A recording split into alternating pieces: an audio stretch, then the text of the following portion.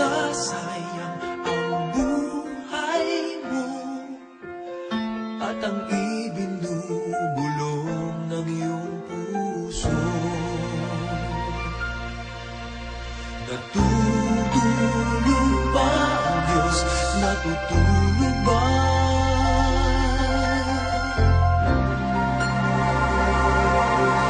Ikaw ay kaagad sumusuko, kunting hirap at munting pagsubok lamang.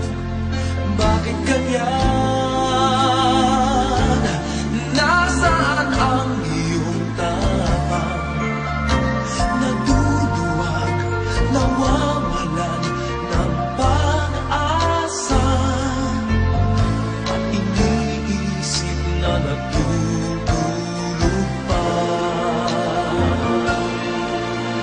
Natutulog ba ang Diyos? Natutulog ba?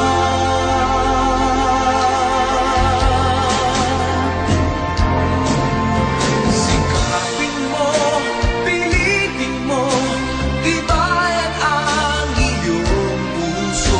Tanging ikaw ang huhubog sa iyong bukas. Huwag mo sanang akalain natutulog pa ang Diyos.